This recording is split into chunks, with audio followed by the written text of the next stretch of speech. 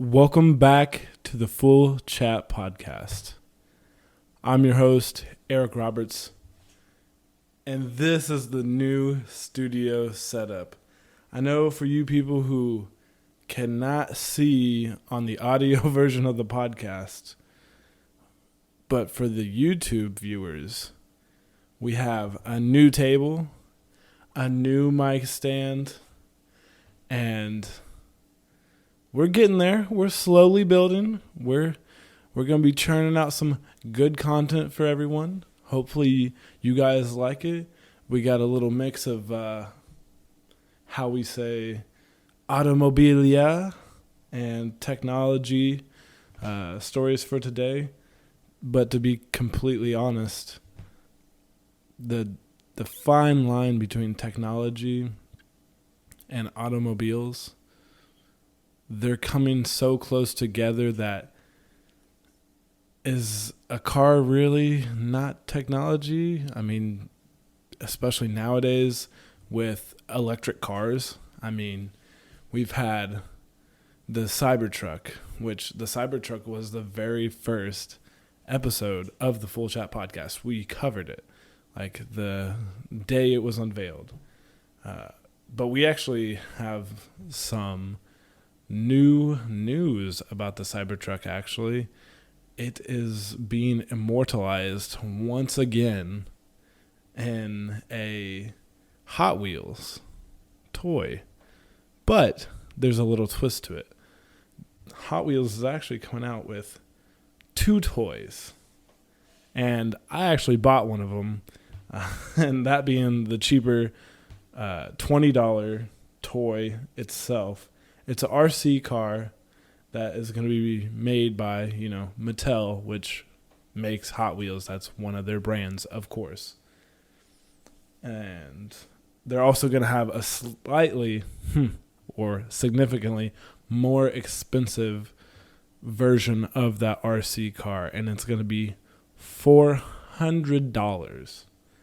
And this was released 3 days ago at the time of this recording, and I looked at the Hot Wheels website, and it's already sold out. It sold out within 5 hours. That's insane.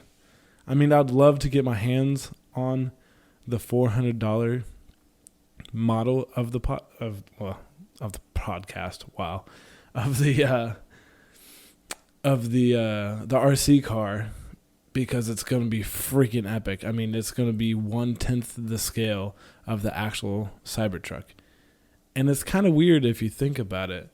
Older RC cars were, electric toy versions of the gasoline-powered counterparts. And this comes to you as a full-size electric car that can go, 600 miles on a charge and have a cyber quad in the back, as well as having a miniature version that is 1/10 the scale, and the even smaller version being 1/64 of the scale of the actual car itself. And it's just kind of interesting to see that, coming into 2020 and these new forms of transportation, or at least new forms of propulsion for these vehicles, that we're coming down to a scale that's significantly smaller, but the price tag is still fairly steep for an RC car. I mean, they have other remote controlled cars that are actually gas powered and are significantly powerful. I don't know if you've ever seen one of those, but they are insane. They can do flips. They could go from 0 to 100 very fast. I mean, not true 100, but those things have some get, and they're really quick. And if you've ever seen one of the gas powered cars, it's weird because when they go from a stop, they launch and they get closer to the ground because everything is gets smushed down to the ground, and they're really cool looking. And I'll be really interested to see kind of all the different, videos that are coming out. I mean, I'd love to see races of this. I mean, if anyone knows how they can get a hold of this so I can unbox this on the channel and for the podcast, I would love to see that. Like, I would love nothing more. But I will do an unboxing of the 1/64 scale version of the car because I'll be able to get my hands on that. I've already put in my pre-order, but that probably it will not come out until December or so. But yeah, these cars are crazy. I mean, I'm excited to see where it goes. Yeah, didn't really mean to start off the podcast talking about the Cybertruck, at least the RC version of the car. I actually was going to do a topic that was a little more local to where I live, that being Dallas. And we've actually had the structure that has come into prominence that refers to a structure that is out in Italy, and that being the Leaning Tower of Pisa. But we have the Leaning Tower of Dallas, which is weird because I have not seen the structure and I should have gone to see the structure. But they've demolished this structure already. This building was supposed to be imploded, and most of the building had gone down except for this certain part of the building did not fall down. It was not demolished. It stayed standing, and it was leaning, of course, and it was probably leaning for, I don't know, maybe about a week or so, and it's finally come down, Monday? So I guess today, actually. But yeah, the crews used a 5,600-pound wrecking ball to start the demolition of the structure. So, I mean, there's, for the people who live around here, or the people who are visiting around here, they definitely got kind of a rare photo of, them kicking the tower over, putting their hands up in front of the tower and supporting the tower so it could stay, in frame and all that good stuff, which I'm a big fan of. I definitely should have gone to see it. Just didn't get around to it. Trying to make more content, for the podcast, for the YouTube channel. And for the 9 subscribers, I really appreciate all of you. Let's see where we can take this channel. And yeah, just quick shout out there. But yeah. Next up, we have General Motors. And let me say that properly. General Motors is launching an electric vehicle for $23,000. But most likely you're not going to be able to get your hands on it because it's not going to come out in America. It will be coming out in China. And it's going to have a range of 250 miles. And the name of the car is going to be the Menlo, or probably the Menlo, I guess. But it's going to be under the Chevy brand and the Chevrolet name.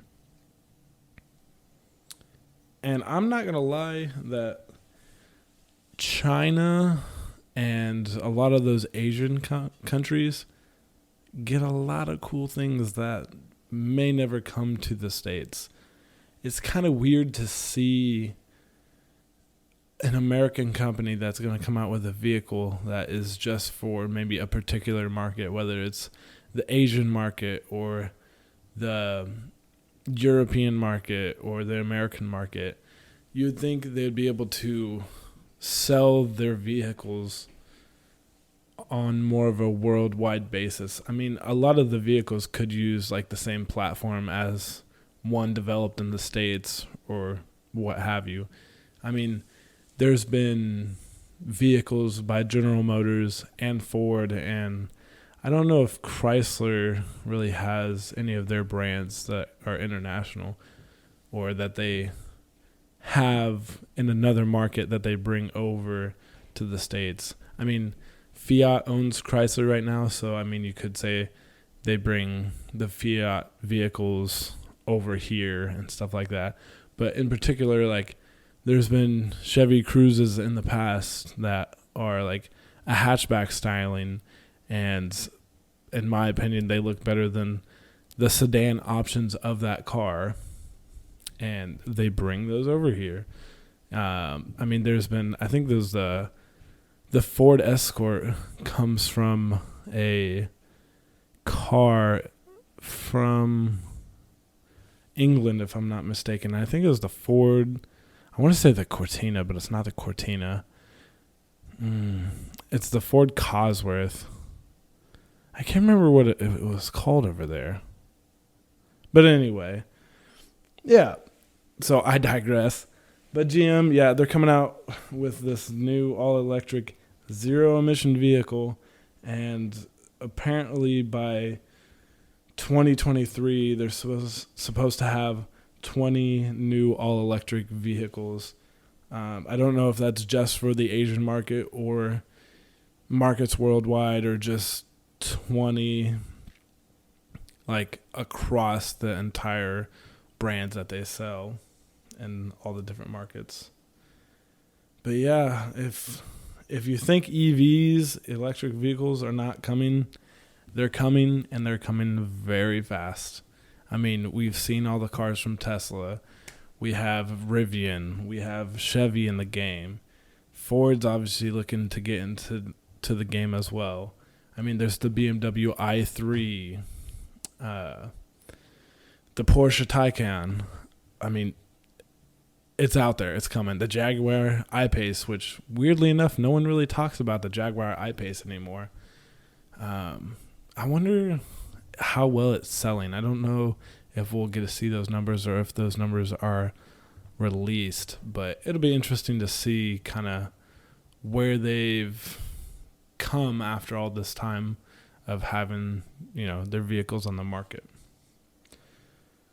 But yeah, that's essentially what we got from China here. And I mean, the car itself, I think, it doesn't look that bad. I mean, it kind of, the back end kind of looks like a Nissan Juke. If you're familiar with that, looks like Nissan Jukes. Let me tell you, one of my least favorite cars of all time. Those things are trash.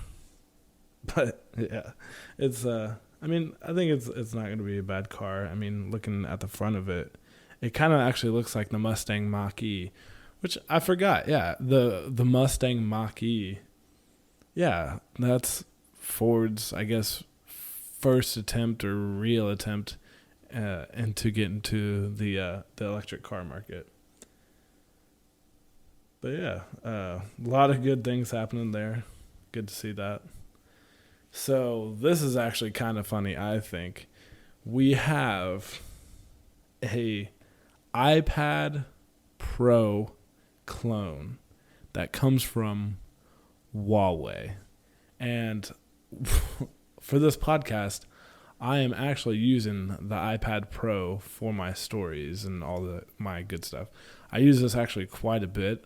I actually don't have an iPhone, and which has been noted on the podcast a few times. I actually even did an unboxing on just the audio version of the podcast for my Google Pixel 4 and just kind of gave my initial thoughts of that. And I've been a lifelong Android user. But this iPad Pro, like, it's good. It's amazing. Like, if you're going to get a tablet or an iPad or whatever, this is the one to get. I mean, it's just that good. But yeah, Huawei, they're coming out with this Mate Pad Pro, which the Mate Book Pro is a MacBook Pro clone. And I feel like Huawei is doing this intentionally because I think they know that they're going to get press from this, and this design language or this design style, this industrial design that Apple has, it's proven. Like, it's gonna sell. People know it's just gonna work. It looks good. I mean, you'd be a fool to say Apple doesn't come out with beautiful products. I mean, all things considered, and me being an Android guy and me being into technology and liking to look at all the different options, iPhone and Apple, and they just do it better. So why not copy that design language?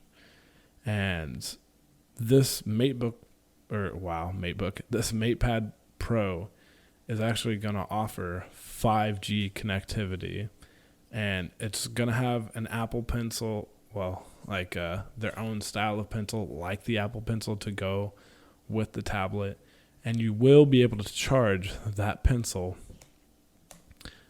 on the MatePad just as you are with the iPad. And it's going to have wireless charging and reverse wireless charging, which I think wireless charging on a tablet is a little silly. I mean, I've thought about having it on this iPad, and as it would be nice, but if you look at any of the wireless charging pads, they're about the size of a hockey puck, if that. And to try to find the sweet spot for the wireless charging pad for any tablet, like, it's going to look ridiculous, and it's going to be difficult to, just balance the tablet onto the surface of the hockey puck. I mean, it could easily knock off the hockey puck size charger and stuff like that. But, I mean, it could be a good thing. I mean, you can at least, charge another phone on the back of the MatePad, or charge a pair of, AirPods that have the wireless charging receiver built into them, or anything that, accepts the wireless charging. But this MatePad has a cutout in the display, as you've seen on the Samsung line of smartphones, that being the S10, the S20, and things like that. I mean, and the prices are fairly competitive, to be honest. But the thing about it is, this is another thing that we're not going to see in the United States. This is really just going to be in Asian markets, and I think they said, it's going to be going to Russia as well, and Latin American markets. And this thing is going to have great specs, all things considered. It's going to be a powerful device. I mean, I'd love to have one in studio to see for myself what it's like in hand, because this is actually not going to have Google Play services. It's just going to have stock Android on it, which I prefer a stock Android, obviously, because I have the Google Pixel 4. But this one, I think, is going to be more basic than that. It won't even have YouTube on it. And that's not really good for business, if you know what I'm saying. But, it's all good. It's all good. Yeah. So it's a weird time in tech where this massive company can do this. And it seems like Apple has not had a problem with it. I don't know. I would love to see if Tim Cook was aware of the Huawei clone versions of their own devices, whether that be in the MateBook or the MatePad. Being a fly on the wall for that meeting would be fire. It'd just be totally fire. But on completely unrelated news, we have released, as of today, the Microsoft unveiling of the Xbox Series X. they release the specs today. It's going to have 12 teraflops of power. And to put that into perspective, the Xbox One X compared to the Xbox Series X, stupid naming, stupid, confusing. It's going to have double the power as the Xbox One X. It's going to have variable rate shading, hardware acceleration with DirectX ray tracing, quick resume for multiple games, and smart delivery. To be honest, I don't even know what half of that stuff means. I just know that this is what it's going to have, people. I mean, to be quite honest, to have our gaming expert, for lack of better words,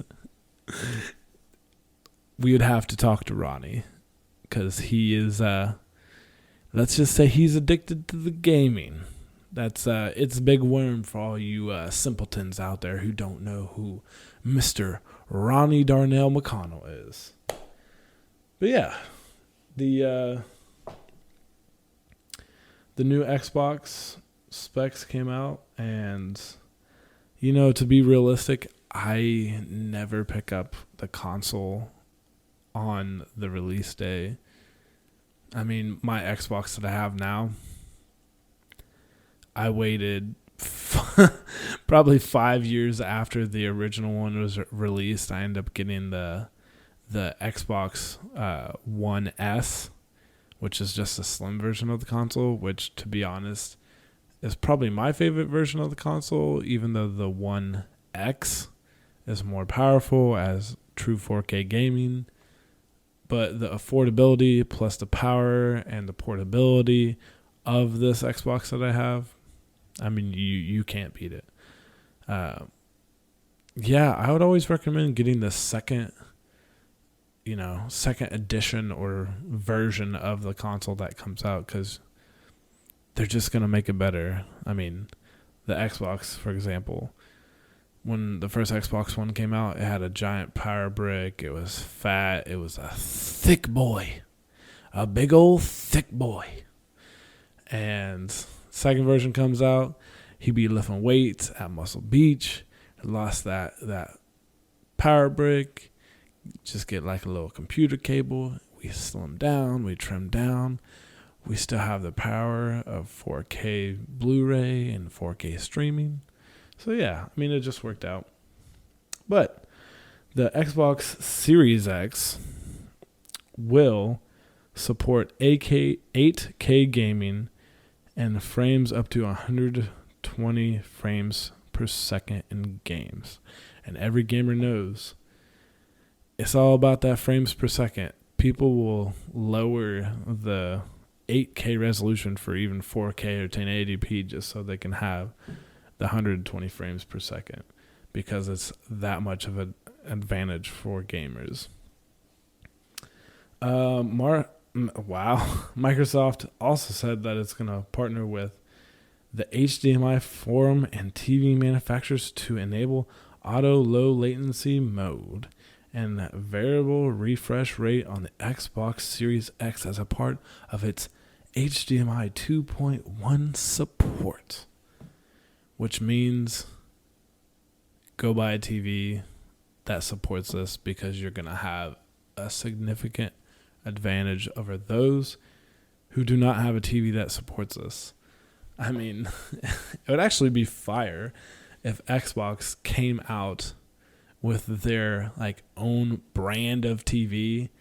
I mean, back in the day, I think the SNES had their own CRT TV that had the SNES built into it. I know the NES had one of those where an NES was built into a CRT TV, and it was an all-in-one package just ready to go.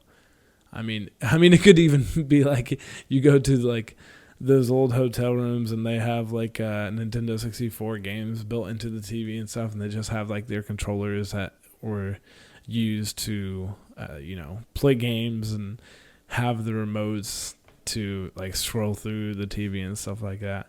I mean, to be quite honest, let's bring that back. Let's bring back having video game consoles built into TVs. I mean, could you imagine, like, if those caught on, that would be freaking amazing. But at the same time, I feel like it would be real weird to buy a TV and someone doesn't even know that they have an Xbox or a PlayStation or like a Nintendo built into the TV. That would be incredible. Like, do you know what is built into this TV? Like, it's crazy. Yeah, let's bring those back. Bring back TVs with game consoles built into it. I'm all for that. That'd be fire. But yeah, that's really been it.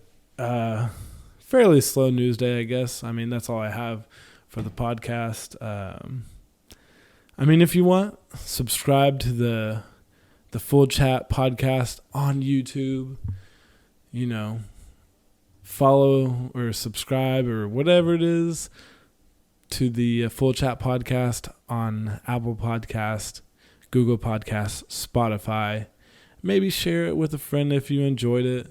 I'm just here making podcasts and making videos because this is what I love to do. It's become my hobby. And if you like what I'm doing, maybe rate the podcast. Maybe give a little love to it on the forums and whatnot. We're just gonna keep coming out with that good. So, I'm your host, Eric Roberts, and this is the Full Chat Podcast, and I can't wait to see you in the next one. Love you, people.